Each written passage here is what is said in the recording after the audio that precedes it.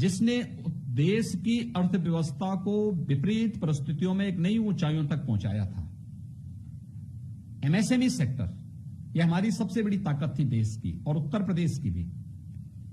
यह उपेक्षित हुआ, लेकिन प्रधानमंत्री मोदी जी ने 2014 में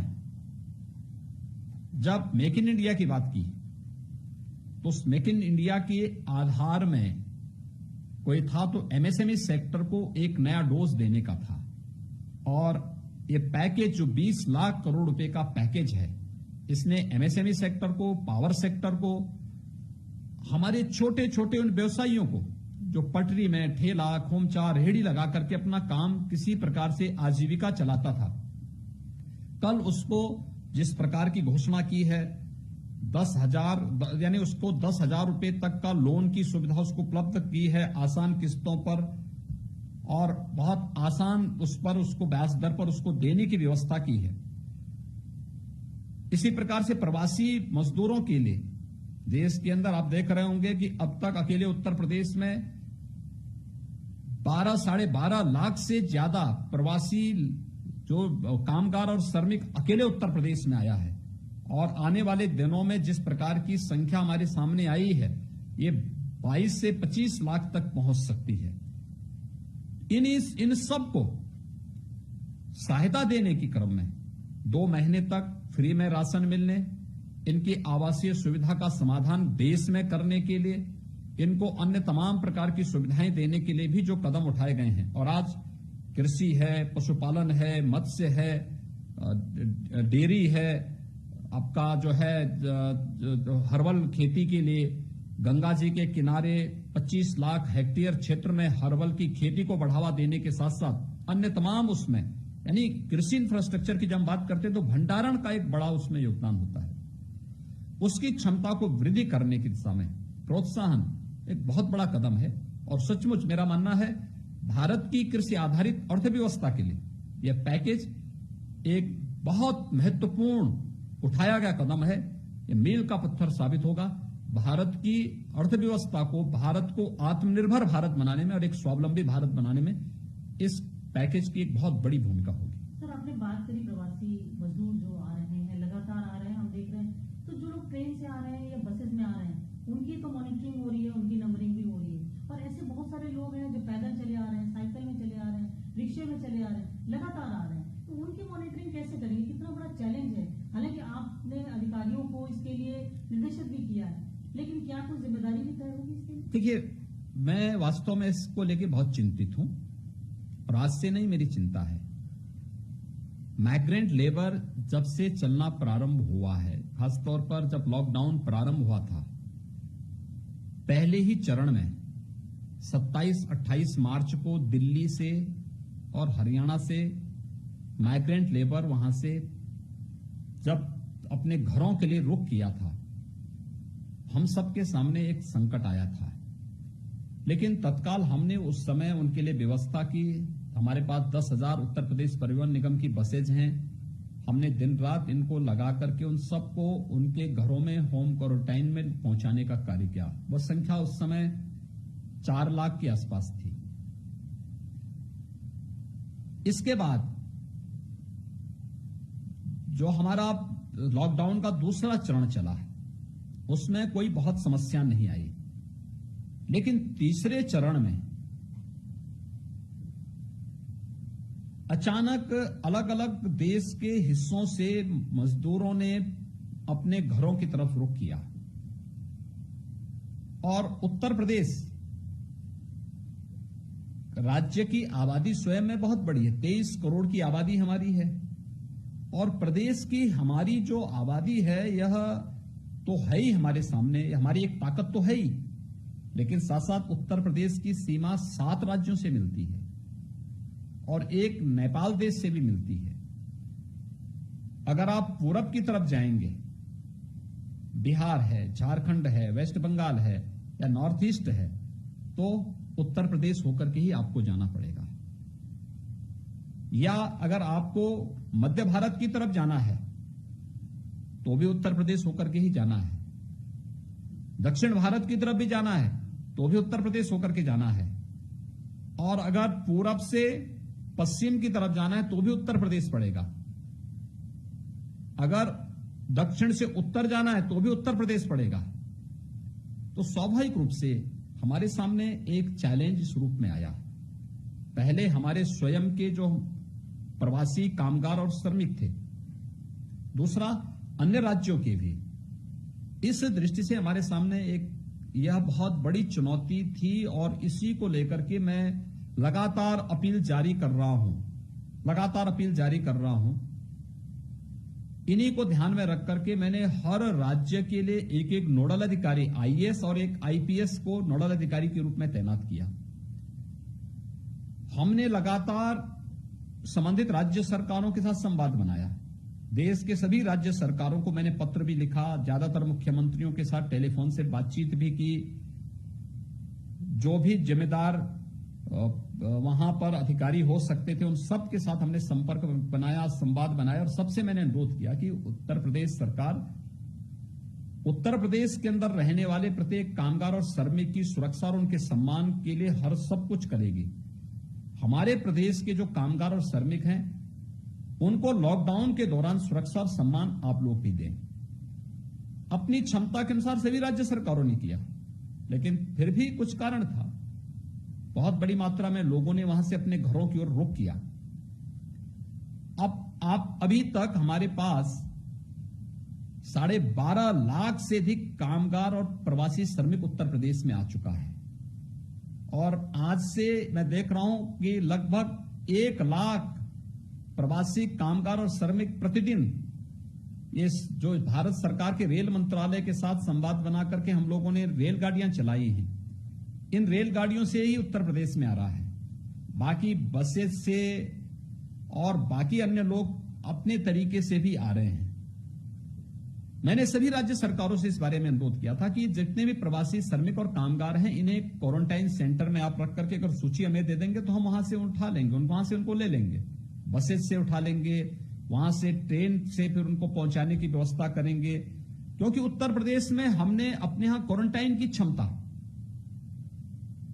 आज के दिन पर हमारे पास 13.5 लाख से अधिक लोगों को क्वारंटाइन सेंटर में रखने की व्यवस्था है। कम्युनिटी किचन, प्रतिदिन हमारे कम्युनिटी किचन में प्रतिदिन 12 से लेकर 15 लाख फूड पैकेट बन रहे हैं। हम लोगों ने पहले इस बारे में कहा कोई व्यक्ति भूखा नहीं रहना चाहिए यूपी में। उसको जिसको भोजन चाहिए उसको भोजन दीजिए, जिसको खाद्यान्न चाहिए उसको खाद्यान्न दीजिए। सर, ये इसमें बहुत से नंबर ऐसे हैं जो महाराष्ट्र से आ रहे हैं, देख रहे हैं महाराष्ट्र से आने वाले श्रमिक बहुत ज्यादा नंबर ज्यादा हैं, लेकिन उनके साथ में एक समस्या ये है कि वहां पर जिस तरीके से कोरोना का रूप हम लोग देख रहे हैं, अभी तक हमारे गांव उत्तर प्रदेश में सुरक्षित है। बहुत कुछ आप लोगों ने बहुत कुछ मेहनत करके इसको अभी तक बचा के रखा है। आपको नहीं लगता अगर ये कहीं गांव तक पहुंच जाए तो कितनी बड़ी आप लोगों के लिए चुनौती होगा कि इसको रोक पाना? देखिए, वह प्रवासी कामगार और श्रमिक हमारा अपना भाई है और वह हमारी ताकत भी है। वह अपनी रोजी रोजगार के लिए वहां गया था और रोजी रोजगार की दृष्टि से वह व्यक्ति जब वहां पे काम कर रहा है, आज उसके सामने संकट आया है, तो स्वाभाविक रूप से ये हमारा दायित्व बनता है कि हम उसके संकट के साथ खड़े हों। हम लोगों ने अपना वह दायित्व निभाया है। हम इस आधार पर उसको नजरअंदाज नहीं कर सकते कि उसके कारण यहां पे कोरोना आएगा। ये संकट है, ये हम भी जान रहे हैं, लेकिन वह स्वयं भी संकट में है और इसलिए उसके संकट के साथ खड़ा होना ये हमारा नैतिक दायित्व बनता है।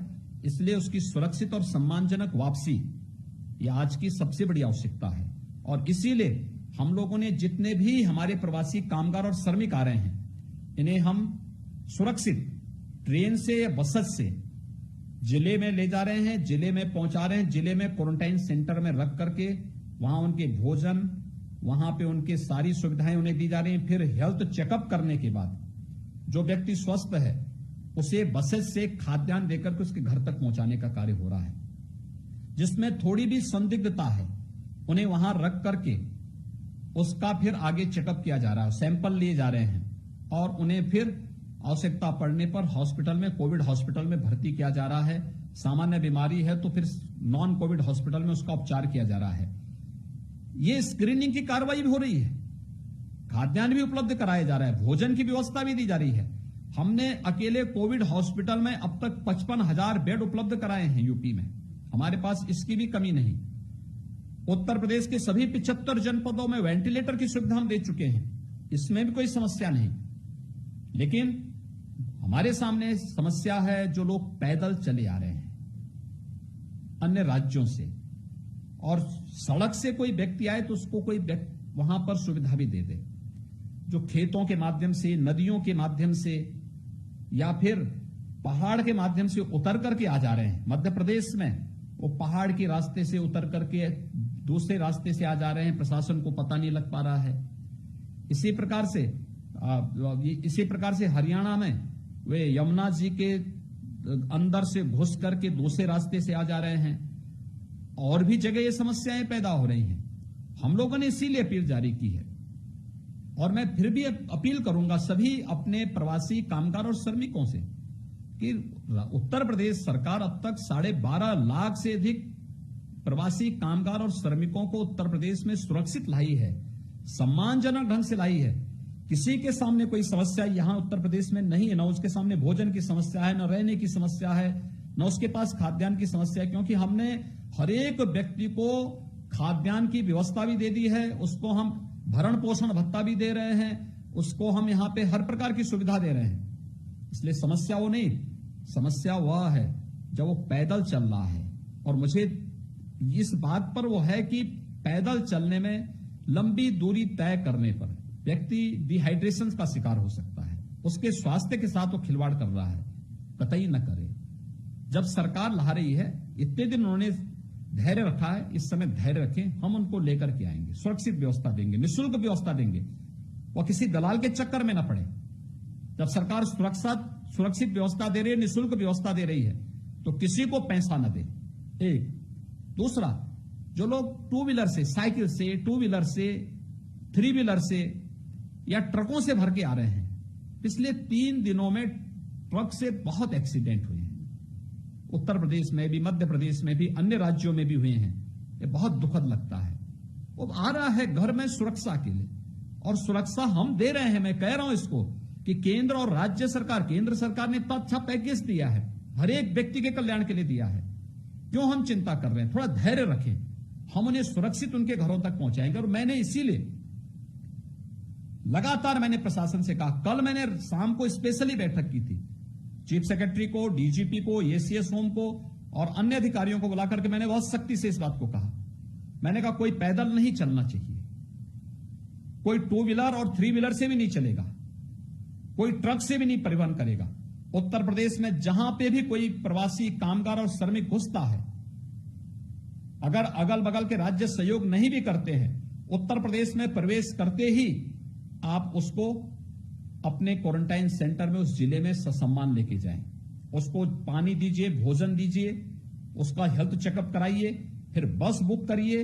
हर एक जनपद में हमने एडिशनल ये 10,000 जो परिवहन निगम की बसेज हमने लगाई, इसके अलावा भी हर जनपद से हमने कहा है कि 200 बसेज अतिरिक्त आप रखिए अपने पास, और उसमें इन प्रवासी कामगार और श्रमिकों को उनके गृह जनपद तक पहुंचाने का कार्य करिए, जिससे गृह जनपद में उन्हें क्वारंटाइन सेंटर में ले जाकर के फिर उनका हेल्थ चेकअप किया जा सके, और फिर उनको खाद्यान्न का पैकेट देकर के उनके घरों तक पहुंचाने की व्यवस्था हम कर सकें, जिससे होम क्वारंटाइन में रह सके। हम लोगों ने प्रदेश के अंदर हर ग्राम पंचायत में निगरानी समिति भी गठित कर दी है, सर्विलांस हो रहा है, एक जगह एक व्यक्ति की जानकारी ली जा रही है, जिससे कम्युनिटी इन्फेक्शन न फैले।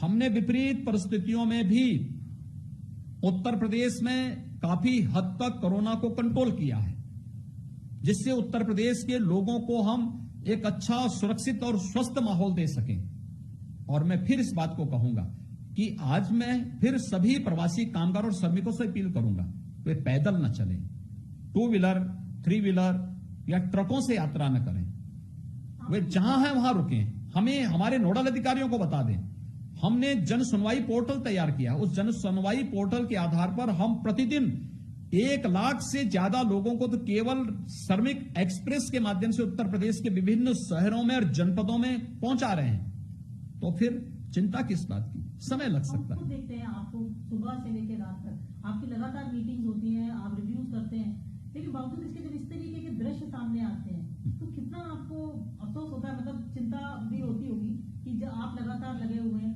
समीक्षा भी आप कर रहे हैं, तो आपको लगता है कि पूरी तरह संतुष्ट हैं आप जो समीक्षा कर रहे हैं, आप सुबह से लेके रात तक मीटिंग्स भी कर रहे हैं, इस पर चिंता भी कर रहे हैं, जिस उत्तर प्रदेश को आपने अब तक इतना बचा के रखा? देखिए, ये मेरी जिम्मेदारी है और मुझे अपनी नैतिक दायित्वों का निर्वहन करना है। हर हाल में हम उसको करेंगे, लेकिन मुझे उस प्रवासी कामगार की समस्या को और श्रमिक की समस्या को भी जानना है, देखना है, क्योंकि वह इस समय संकट में है। क्योंकि बहुत सारी जगह कुछ लोग ऐसे हैं जिनको श्रमिकों को उद्योगों में जहां काम करते थे वहां मानदेय नहीं मिला। देखिए, हमने लॉकडाउन के दौरान उत्तर प्रदेश के अंदर अपने 96 से 98% श्रमिक और कामगारों को उनका मानदेय लॉकडाउन के दौरान, बंदी के दौरान भी दिलवाया है। अब तक हम लोग लगभग 1500 करोड़ रुपए का मानदेय और उनका जो भुगतान था वह लॉकडाउन के दौरान का भी हम लोगों ने सभी को दिलवाया है। अगर यही कार्य अन्य जगह पर भी होता तो संभवतः वह ये नहीं कहता कि हमारे पास पैसा नहीं है। हमने हर एक जगह व्यवस्था की कि अगर या तो उद्योग या फिर अगर वहां पे नहीं व्यवस्था हो रही है तो सरकार उन्हें खाद्यान्न और भोजन की व्यवस्था करेगी। जहां पर कोई नहीं कर रहा था, सरकार ने वहां पे दायित्व निभाया। ये आपको नहीं लगता ये उत्तर प्रदेश के ऊपर ये एक्स्ट्रा बर्डन हुआ? नहीं, देखिए, वो हमारी ताकत है और ये उसका अधिकार है। जो लगातार आ रहे हैं, ये दूसरे राज्यों में जाने देखिए, के ये हमारी ताकत है और इस देश की ताकत है।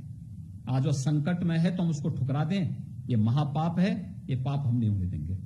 एक और चीज है कि एमएसएमई हो या मनरेगा हो, इसमें लगातार आप लोगों को काम देने का काम कर रहे हैं। उत्तर प्रदेश ने मेरे ख्याल से शायद सबसे पहले स्टार्ट करा, केंद्र सरकार ने भी बहुत कुछ उसी चीज को अडॉप्ट भी किया है, जैसा निर्मला सीतारमण जी ने कल भी कहा था। अब लेकिन अगर ये प्रवासी भाई, ये जो हमारे बाहर के मजदूर भाई, वो सब अगर वापस आते हैं, जैसा कि आपको कह रहे 20 लाख 25 लाख आ गए, तो कैसे इनको मैनेज करेंगे? कितने बड़ा चैलेंज उत्तर प्रदेश के? देखिए, इसमें हमारे लिए सबसे बड़ी बात यह है, हम जब क्वारंटाइन सेंटर में इन सभी प्रवासी कामगार और श्रमिकों को ले जा रहे हैं, इनकी स्किलिंग कर रहे हैं हम लोग। और आप ताज्जुब करेंगे कि इसमें से बड़ी ताकत ऐसी है कि जिनके पास बहुत अच्छा अनुभव है, ये हमारी एक नई ताकत बनेंगे। और इसीलिए हम लोगों ने इनकी स्किलिंग के माध्यम से इन सबको रोजगार देने की बेहतर व्यवस्था की है।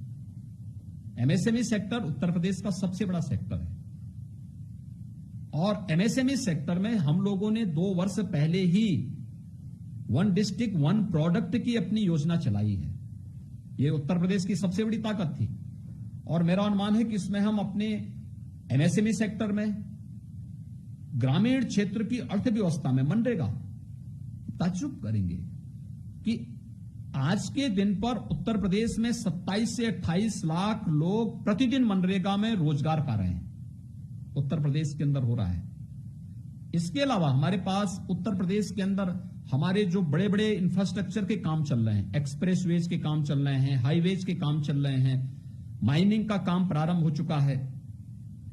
हमने विपरीत परिस्थितियों में भी लॉकडाउन के दौरान भी अपनी चीनी मिलों को चलाया। 119 चीनी मिलें हमारी चली, 12,000 से अधिक ईंट के भट्टे हमारे चले, 2,500 के से अधिक हमारे कोल्ड स्टोरेज थे, ये आज भी चल रहे हैं। अन्य जो आवश्यक वस्तुओं की आपूर्ति से जुड़े हुए हमारे उद्यम थे, सबको हमने चलाया है, कहीं कोई समस्या नहीं।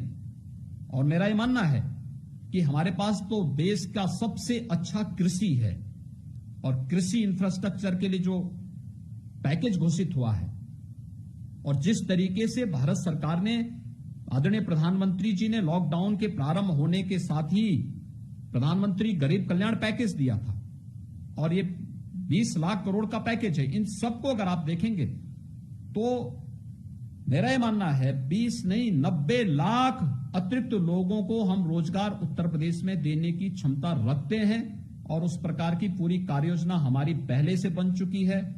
हम लोग केवल, हमारा काम केवल कोरोना से बचाव का ही नहीं है, हम साथ साथ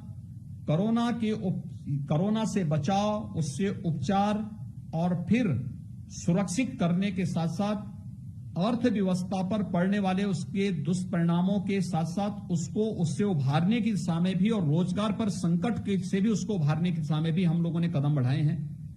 मेरा कहना है कि 20 नहीं, अगर 50 लाख भी यूपी के अंदर अतिरिक्त लोग आते हैं, सबको नौकरी और सबको रोजगार उत्तर प्रदेश सरकार देगी।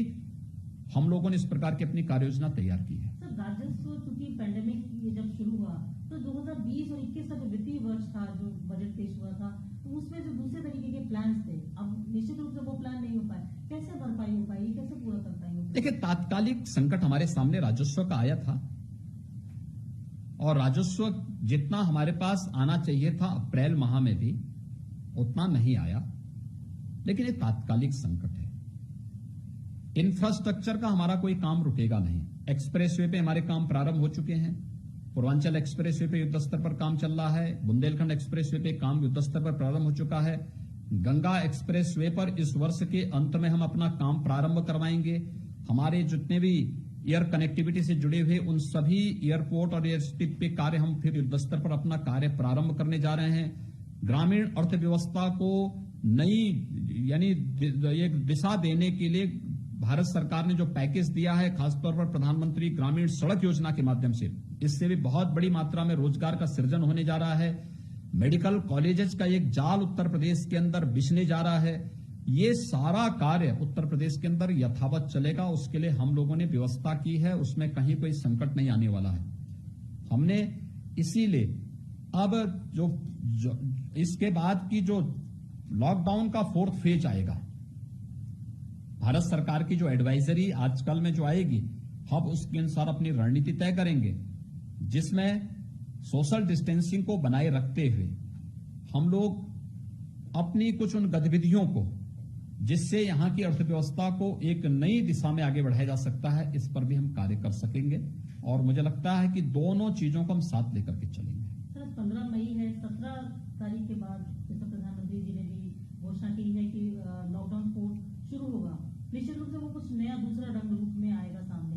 उत्तर प्रदेश से क्या आपने की तरफ से क्या प्रधानमंत्री से अपील करी है और किस तरीके का होगा, हम कह सकते हैं लॉकडाउन 4? देखिए, सब ये जिस बारे में बहुत जानना चाहते हैं कि लॉकडाउन 4 कैसा होगा, खासकर उत्तर प्रदेश के। देखिए,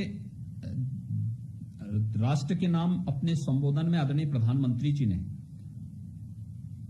इस लॉकडाउन 4 को के बारे में राज्य सरकारों से प्रस्ताव भेजने के लिए कहा था और उससे पहले मुख्यमंत्रियों के साथ वीडियो कॉन्फ्रेंसिंग के माध्यम से भी प्रधानमंत्री जी ने वो किया।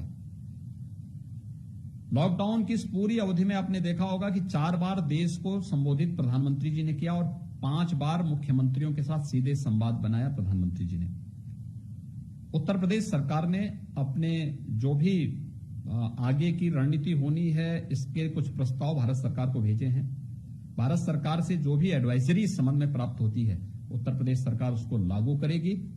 और मेरा यह मानना है उत्तर प्रदेश के अंदर 23 करोड़ जनता को सुरक्षित माहौल देना, स्वस्थ माहौल देना, उनके रोजगार की व्यवस्था को आगे बढ़ाना और उत्तर प्रदेश के विकास को फिर से द्रुत गति से आगे बढ़ाने की पूरी कार्य योजना हमारे पास है। हम उसको लेकर के आगे चलेंगे। सर, इतना कुछ कर रहे हैं सरकार, सब कुछ है, लेकिन विपक्ष कहीं ना कहीं, चाहे समाजवादी पार्टी हो, कांग्रेस हो, मायावती जी, कुछ ना कुछ लगातार कुछ नहीं, मैं कहती हूँ शायद हर इशू पे वो लोग एक सवाल खड़ा करते हैं।